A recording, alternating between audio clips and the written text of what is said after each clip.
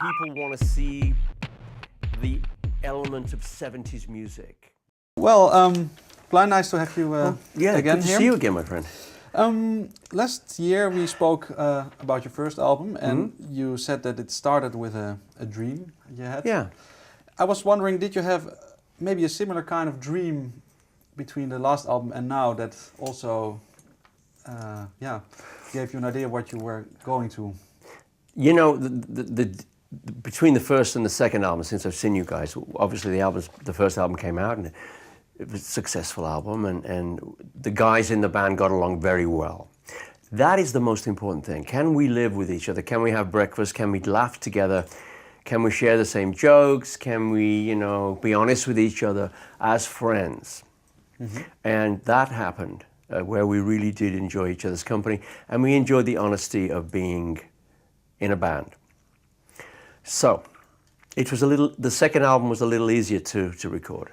The difference between the first and the second one is that when I told you last year that Kevin asked me to go write some songs, as Joe did, and then Joe and I got together at my studio and we went over the songs together, and I had this and Joe had that, and we, as we know, the first album was made like that. We were just getting to know one another. Last May, when we knew we were going to make a second album, Joe and Kevin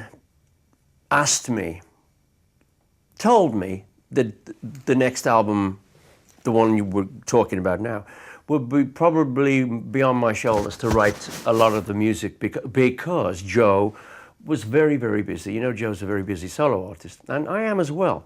So I decided that I would take 6 months from my schedule to stay in LA and write too.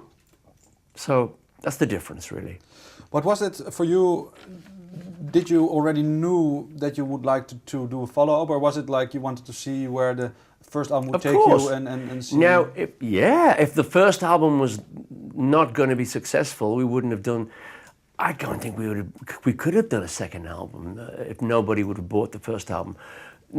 I think the first album was got the greatest reviews for a new band. It was the Vultures and the Chickenfoot and Black Country Communion, and we have now formed our very own fan base.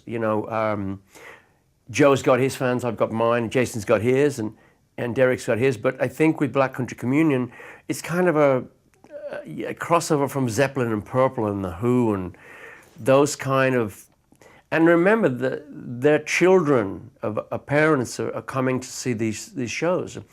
I think our audience is anywhere between 15 years old kids to 50-year-old parents. So you say that maybe you can sum up the past generations until now of rock and roll maybe in this band. Yes, and I also think because Zeppelin aren't playing now and the original Sabbath aren't playing and Mark III Purple aren't together and the Who are sort of I think people want to see the element of 70s music, and I've been in Purple and Sabbath, and we have Son of John on drums, and we have this new icon of guitar.